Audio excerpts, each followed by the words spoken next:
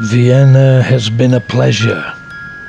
The Bratislava interlude was excellent in that it was an interlude, a change, doing different things, and seeing a different place and culture. Now we have one more day here. What to do first? Well, we decided on a tram ride, a special one. You see, the walls of Vienna were demolished in 1857, and in their place, a broad boulevard called the Ringstrasse was built, which, like the walls of times past, encircles the city. Unlike many historic cities, we cannot walk around its walls, but we can ride the Ring tram, which circumnavigates the city along the Ringstrasse, allowing the visitor to see imposing historic buildings and see the sights of Vienna. So here we go.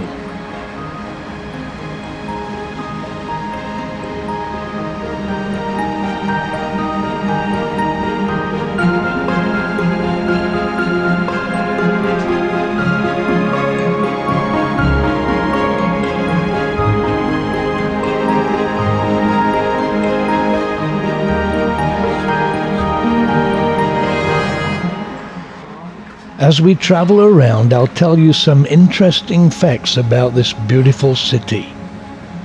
Since 2009, the human resource consulting firm Mercer has ranked Vienna first in its annual Quality of Living survey of hundreds of cities around the world. In other words, it's a great place to live. It's also a great place to visit. It welcomes over 6.8 million tourists a year. There's our favorite cafe. The tram ride lets us get a look at the city in half an hour and only costs €8. And it does have a headphone narration in 8 languages. Though there's no hop-on, hop-off option, it's nevertheless an excellent opportunity for a quick look at the city. When we get off the tram, we're back where we started, right on the edge of the old city. So what next? We're gonna get some ice cream. Don't miss the ice cream in Vienna. There are plenty of places to buy it.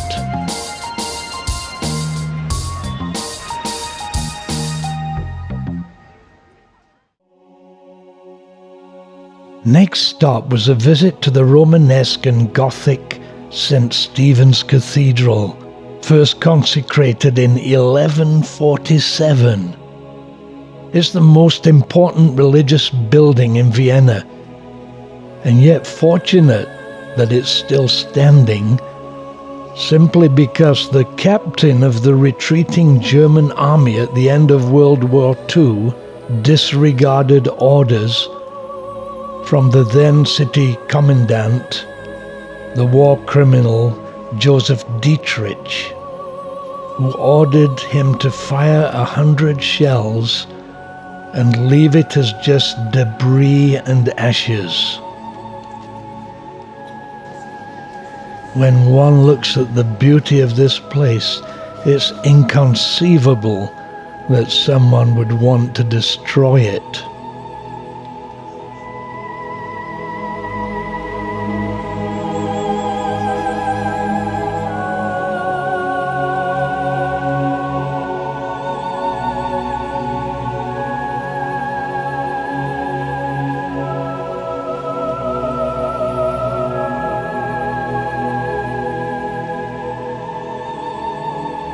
The Gothic choir, built in 1340, a work of art. We took the lift to the top of the North Tower to get some great views over the city. Up here, the contrast between the old and the new is particularly striking. In front are the Vienna woods, part of the foothills of the Alps.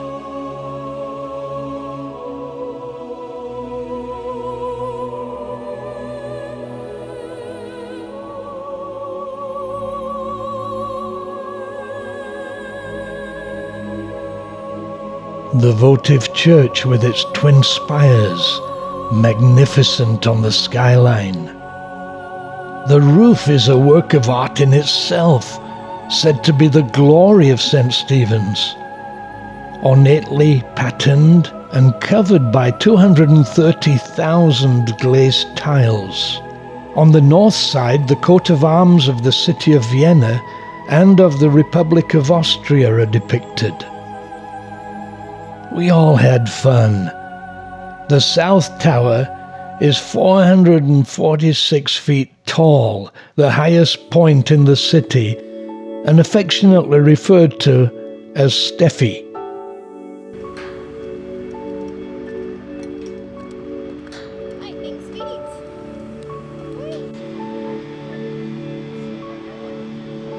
Ben was learning to fly in case he fell off. We climbed the North Tower as high as we could. The kids have certainly no fear of heights. Then we had a walk. It's certainly a beautiful city and a great place to visit. Clean, safe,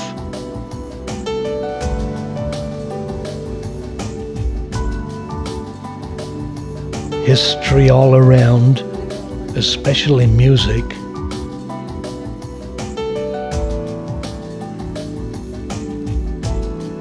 We all loved it.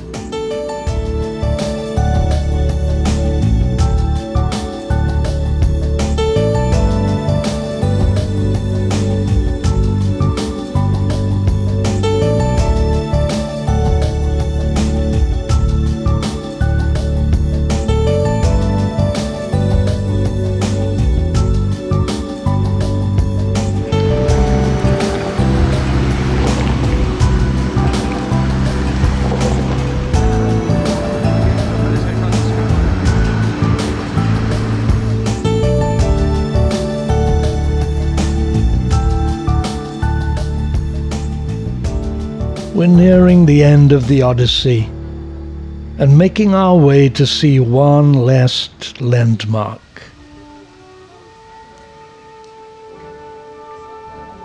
The statue of Johann Strauss. Then it's time to leave. What a trip it's been. What a memory we've made. And soon the familiar sights of London come into view.